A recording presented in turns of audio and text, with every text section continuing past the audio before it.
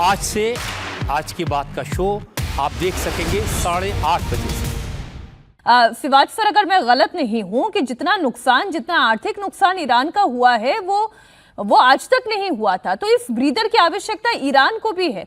यहां से उन्हें खड़ा होने का मौका मिलेगा, अपने आप को संभालने का मौका मिलेगा, हॉर्मुज़ खुलेगा, दुनिया को मौका मिलेगा अपनी इकोनॉमी को फिर से सुधारने का। जब से ये डील की खबर आई है तब से अंतर्राष्ट्रीय बाजार में कच्चे तेल का दाम में भी गिरावट आई है, 4% तक की ये गिरावट दर्ज की गई है।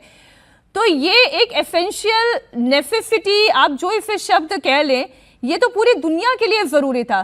फिर सवाल वहीं आगे खड़ा होता है कि फिर शुरू क्यों किया था जब आपने एंड गेम अचीव नहीं किया। सिवाज सर। हाँ मीनाक्षी, ये सच्चाई है कि अमेरिका ने शुरू इसलिए किया क्योंकि वो इजराइल के झांसे में आ गया।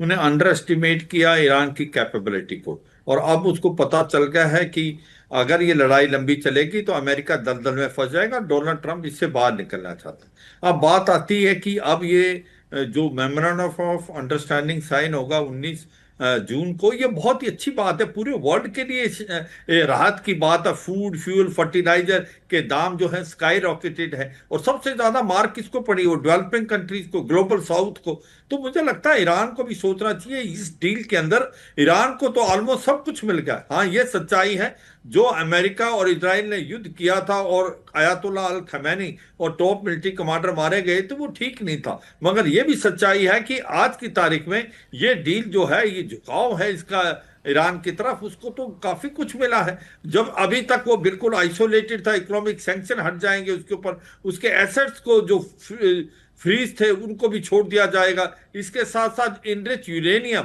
और जो न्यूक्लियर प्रोग्राम, उसकी तो बातचीत होगी। और जो प्रॉक्सी उसके लिए भी 60 दिन का समय रखा गया है। उसके लिए भी 60 दिन का समय जी। हम प्रॉक्सी जो है उनके बारे में कोई बात नहीं। ये जो हिजबुल्लाह होती और हमास है, ये दूध के दोहे नहीं है।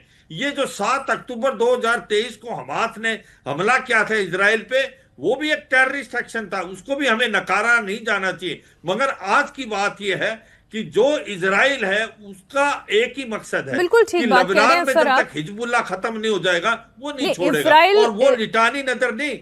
सर, इजराइल का जो एंड गेम है वो हम समझ रहे हैं, पर दाऊदी सर, मैं तो इंडियन कॉन्टेक्स्ट में ये कह रही हूँ, एक भारतीय होने के नाते मैं हॉर्मुज़ खुला देखना चाह रही हूँ, वहां पर फ्री ट्रेड होते देखना चाह रही हूँ, अंतर्राष्ट्रीय बाजार में तेल के दाम गिरते हुए देखना चाह रही हूँ। तो क्या इस पीस डील के साइन होने के साथ साथ ये सब कुछ अब होने जा रहा है, या अभी भी ये डोनाल्ड ट्रंप की मानसिकता पर या उनकी नीयत पर टिकता है? मीनाक्षी, ये सिर्फ आप नहीं, दुनिया के जितने भी सेंसिबल सिटीजन्स हैं वो यही चाह रहे हैं जो आपने अभी कहा, जो आप चाह रही हैं। सब कोई चाह रहा है कि हॉर्मुज़ खुल जाए, शांति बने, कैसे भी वो जो एक कहते हैं ना ट्रेड और तमाम चीजें जो रुकी हुई हैं वो एक ब्रेक लगा हुआ, वो सब चीजें ठीक हो जाए। लेकिन क्या यह हो पाएगा पूरी तरह से या नहीं, ये कहना अभी मुश्किल है। हम सब जानते हैं कि अनप्रेडिक्टेबिलिटी कितनी ज्यादा है। खुद अगर प्रेसिडेंट ट्रंप की बात करें या पूरी सिचुएशन को आप अगर एनालाइज करेंगे अब तक, तो वही दिखेगा। लेकिन उम्मीद ये लग रही है और ऐसा लग रहा है कि ऐसा हो जाएगा, आज नहीं तो कल ये होगा ही। अभी एक बात पूर्णिमा जी कह रही थी, मैं उस पर थोड़ी सी अपनी बात रखना चाह रहा हूँ कि जैसे प्रॉक्सीज की बात हो रही है ना, तो देखिए एक होते हैं नॉन स्टेट एक्टर्स, एक होते हैं स्टेट सॉवरेन कंट्रीज। तो ये कहना कि सऊदी अरब एक प्रॉक्सी है, मैं उससे बिल्कुल इत्तेफाक नहीं रखता हूं। किसी के साथ किसी का अलायंस होगा, जैसे भारत का हिंदुस्तान का जो है ईरान के साथ भी संबंध अच्छा है, इजराइल के साथ भी संबंध अच्छा है, उसी तरीके से किसी भी कंट्री का, चाहे वो यूएई हो या फिर सऊदी हो, इनके अलग अलग कंट्रीज से डिफेंस पैक्ट हो सकते हैं, कुछ और एग्रीमेंट्स हो सकते हैं। उसको प्रॉक्सी कहना, मैं इससे बिल्कुल डिसएग्री करता हूँ। सबके अपने अपने व्यूज होते हैं, लेकिन मैं इसके ऑन द कॉन्ट्ररी ये कहना चाह रहा हूं कि ये तमाम कंट्रीज जो इस रीजन में हैं, आप पूरे रिकॉर्ड्स देख लीजिए, वो सब ये चाह रहे हैं कि रीजनल एस्केलेशन नोटेड।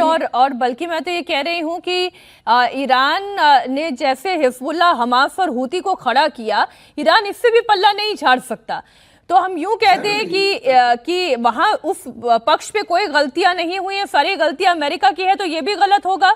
और अमेरिका ने कोई गलती नहीं की, वो सब भला ही भला कर रहा है, तो ये भी कहना गलत होगा।